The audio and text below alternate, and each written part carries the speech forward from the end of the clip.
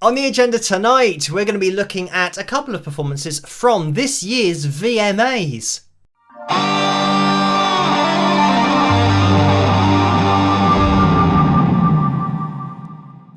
Hello, Phil here from Wings of Pegasus, and welcome to another analysis video. If you enjoyed this video, please give it a thumbs up and subscribe.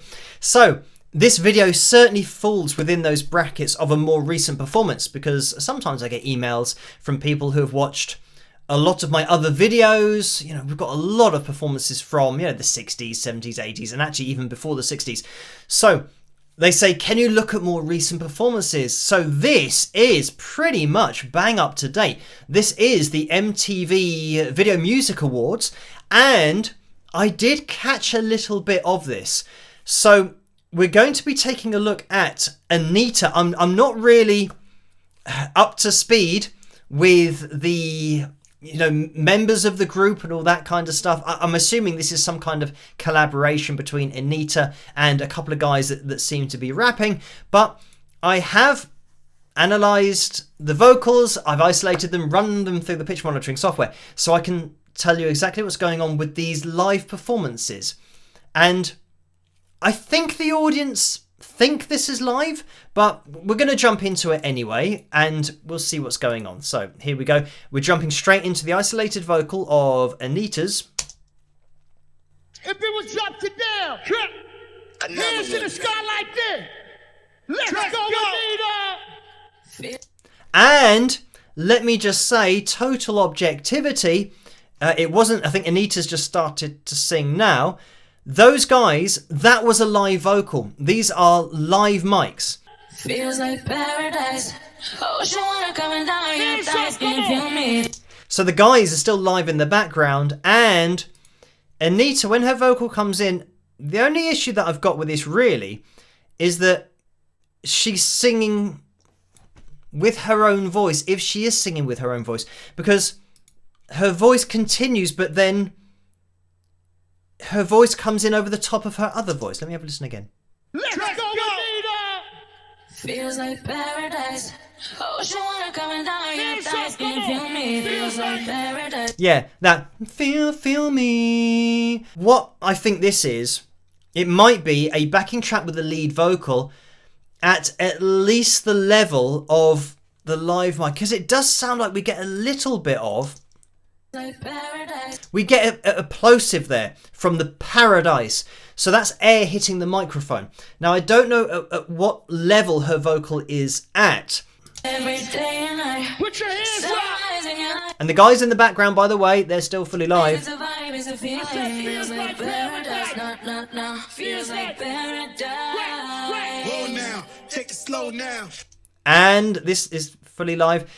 So yeah, with that lead vocal, I'm inclined to say that that is a backing track, or a lead vocal on the backing track. This is all obviously a backing track. Because there was a plosive in there, you would not hear that unless the microphone was on. So I'm going to say that Anita, because of the nature of some of these notes that are coming through, that she might use auto-tune live. So I'm going to say that she's got a backing track with the vocal high in the mix, but then she's got a live mic. That's why we heard the plosive, but her vocal is auto-tuned. But that might be what she just does live. I don't know her as an artist, so I'm just saying what I'm hearing and what we're seeing. Roll now, take it slow now. We done took it from the bed to the floor now. Whoa now, this show now. Got our friends taking turns. Okay, so now on the backing track, I'm just going to move this to the side because this guy's now supplying the words, and this is totally live, but on the backing track is his voice again, because the other guy's not doing it. Feels like paradise. No. Feels like Oh yeah, we've got so many voices going on here, which are Anita's voice. So she's got, 2 or 3 versions of herself all kicking off at the same time here. paradise. Let's go, Every Anita. day. Sunrise in your eyes. Let's It's a go, vibe, it's a baby. feeling. Feels like paradise. Again, all that shouting and saying let's go, that's fully live. I know that, this performance... Oh, look, we go to another guy comes in here. Let's have a look. Let's see what's going on.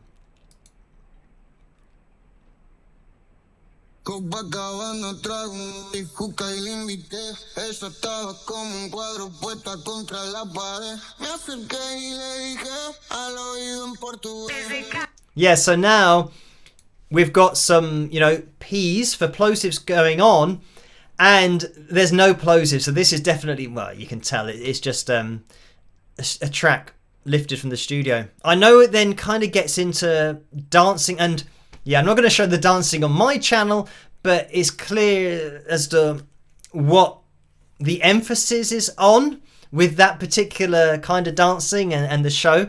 So anyway, yeah, with this performance, I'd say that, I think there's a live mic in there for the vocal, but if she is singing, then she'll be using Auto-Tune Live, which might be something that she uses anyway. So I'm not having a go at Anita or the guys doing their thing on stage. I'm just pointing out exactly what's going on. When I was watching the little bit that I saw, I think the whole backing track and lead vocal on a backing track and miming thing is just a regular thing for this kind of show. And I'm assuming, because even though it's music television, the Video Music Awards, maybe everyone there, even though they're cheering and getting into it, would they have bought tickets for that? I don't know. Whether you'd buy tickets to watch just kind of listening to the original track. But I think, or I assume they all know that it's not actually going to be a live thing. It's just more of a kind of get together to listen to the original release and dance along with it. With your mates or something like that. I don't know how it works. But I will say that The Warning did attend. So they're friends of the channel and they do perform fully live. And if they were asked to perform on the VMAs in the future, I wonder what would happen. I'd like to think that they would kind of buck the trend and just do it as they do it. The girls do it all fully live, harmonise it, as it used to be back in the day. So just a quick edit to this video, because at the time of recording, I hadn't seen the girls performing at the extended play stage at the VMAs, but I have seen that now, and they are performing fully live. There's no auto-tune or pitch correction, anything like that. So they are a band that is still doing it all fully live, even at an event like the VMAs. Anyway, we are now going to be jumping into another performance because it's Teddy Swims, and this guy has an insane voice, because I've seen him before. There was a performance that was, really stripped back, just him and a guy playing piano, and it was in like a pub, and he's just belting this song out that I saw, and he's got an amazing voice. And I saw that Teddy Swims, had performed at the VMAs, so I thought, finally, something that you can, cleanse your ears to. So we're going to have a listen to this. And as always, I have isolated the vocal, run it through the pitch monitoring software, and we can have a listen. Feels like the walls are all closing in, and the devil's knocking at my door. Whoa, out of my mind, how many times did I tell you I'm no good at being alone? Yeah, it's taking a toll on me, trying my best. I'm just going to jump in here because, sadly, this has been pitch corrected. And those of you that are sensitive to A440 standard pitch equal temperament will be able to hear it all over the place. So, Teddy's got a great voice.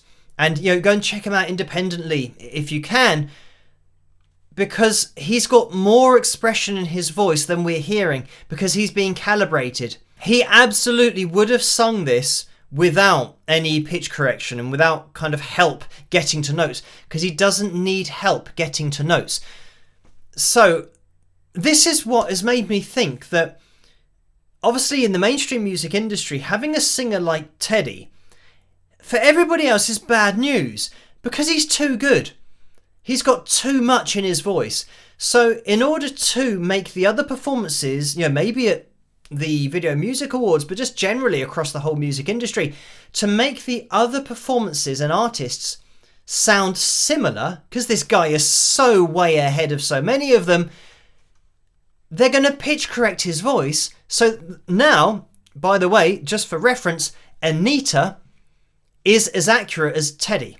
or should I say, Teddy is as accurate as Anita, because technically Anita would have been more accurate than this because she was using auto-tune live. And now this is, I mean, that's what it looks like. That's what I'm saying. That's my opinion, that it was a live mic, that she did have a live vocal. I think because of the plosive, that's what was happening. So it means that Teddy is, just the same as everybody else in the industry. It means that the general public won't be able to hear the difference. Now, if you did away with pitch correction and auto-tune and listen to, say for example, Anita's voice followed by Teddy's voice, I think there would be a stark difference between those two. And that's the problem, is that every record label, has multiple artists on there, and they might have Teddy as one of their artists, and they might have Anita, on the same, I don't know if this is the case, but they might have her on the same label, for example, or maybe a subsidiary label, So it means that they need all of their artists to be equal. You can't have one guy who's just running away with it and then all of the rest of them don't make any sales. So this is why this kind of thing's happening. But again, it's such a shame that we're losing a talent like this to pitch correction. From tearing the skin off my bones, don't you look, I know. And you can hear that his voice is so expressive that there's almost too much in there to pitch correct, because, he's got this vibrato that happens so quickly and covers so much pitch. They've only pitch corrected where they can. Yeah, sadly, it's still that's still too much.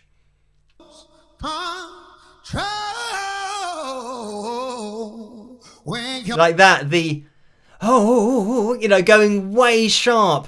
When he does hold a note for any length of time, it's going to be calibrated. You're not next to me. I'm falling off. There you go, classic case. Na na na. C4, straight over that line, because he's holding a note. So that's something that they can grab and put it over that line. Right in front of you, and again, maintaining pitch, the E4. Can't you see? Problematic. Oh, that was bad. So that's the A sharp 3, absolutely stuck.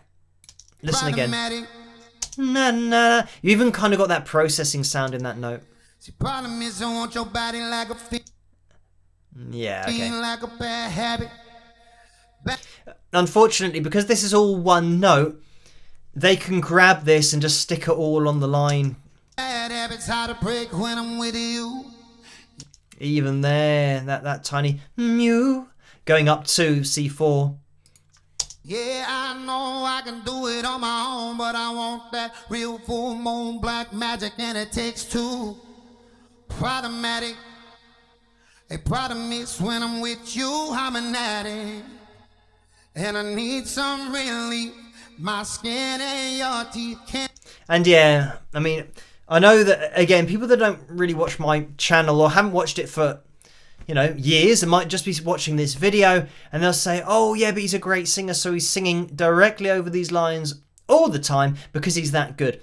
Great singers don't do this, and that's ironically how we distinguish between a great voice and a voice that's been pitch corrected, because the great voice you connect to, it's got so much about it. So I wanted to end this video on a high, and didn't want you guys only to hear Teddy's voice after it has been pitch corrected. So I've been away and I found the video that I was thinking of where he's performing in a pub. I've isolated the vocal, run it through the pitch monitoring software so that we can hear his voice as it is naturally, but also it's going to serve another purpose for the people that might say, oh, well, he's just that good, that's why he's on the lines all the time.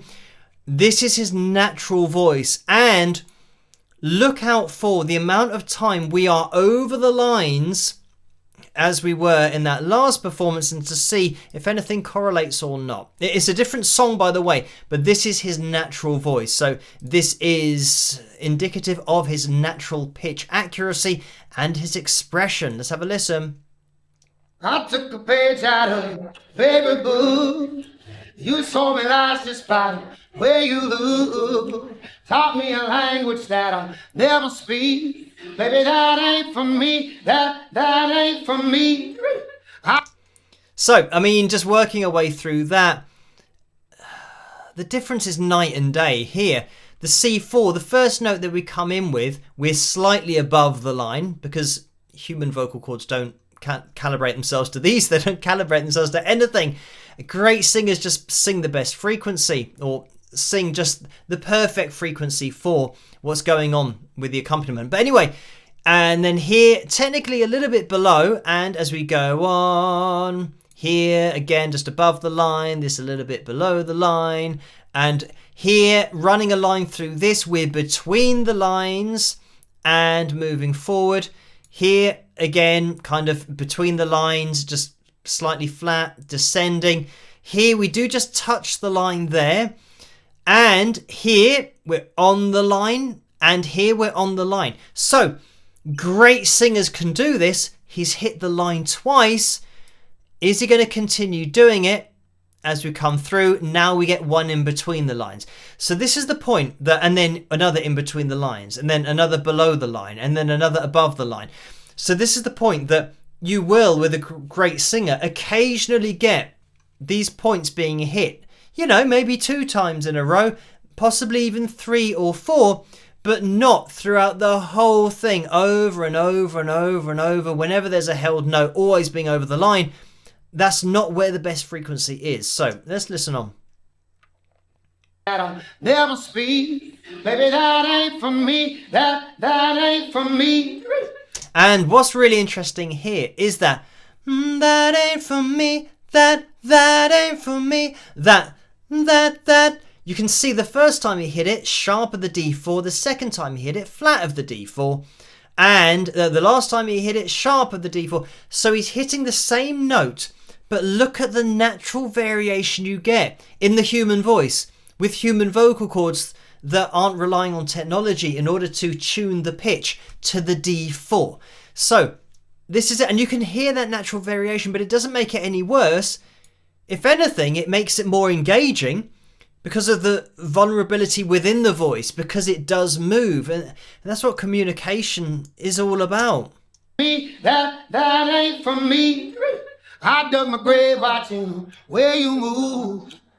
And the thing is, you start to notice, like I said, it's night and day, where he's not on these lines. You took me higher than I ever flew. And then he was here, and then guess what? Third time, he's sharp. And then he's bang on there, comes down between notes, here, bang on. So this is it. You get this constant shift of being human, but being really accurate pitch-wise. Too many times gave you second chance. Baby, I'm just a man. I'm just a man. No, we're thinking about you late night. No, I'm running. And look at the accuracy here. We are between notes. We're then sharp. We're then between notes. And here we're pretty much bang on. We're then between notes. But listen to it in context. Does it sound bad? Around with your friends now. I'm picking up pieces of my soul apart the floor.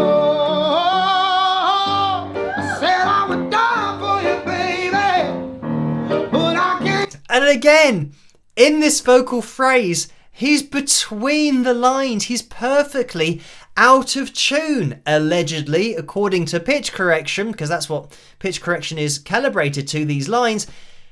And the more you look at it, the more you think, well, hang on, he's not on a line there.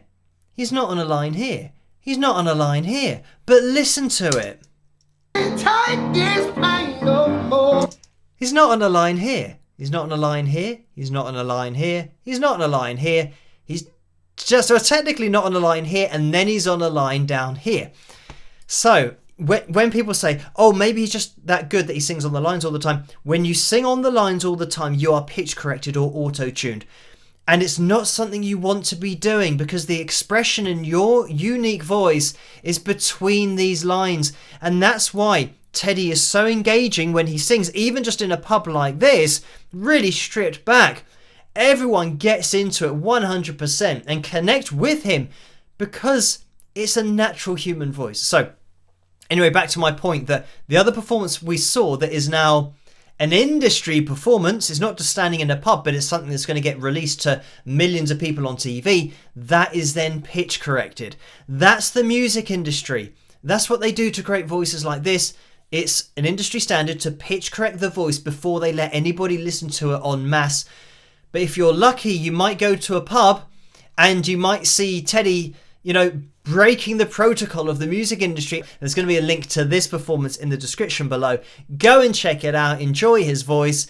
And I'd say, sadly, don't spend too much time listening to great voices that have been pitch corrected, because it's all about this kind of vocal where it's just absolutely on a totally different level, and it will hit you differently to the other pitch corrected performances, even of Teddy's that obviously have been done for that particular show or that award show. But yeah, if you can do, I don't know how you can guarantee to hear somebody's natural voice, because they're literally being erased as standard in the industry. But yeah, when this kind of video pops up, link in the description below, check it out. But anyway, thank you guys for requesting a look at the VMAs, and I thought I'd throw this one in at the end as well, just to end on a bit of a high. I hope you have enjoyed this video. Keep the suggestions and requests coming for future videos in the comment section below. As always, let me know what you guys think, and if you did enjoy this video, please give it a thumbs up and subscribe, and I'll catch you guys at the next one. Rock!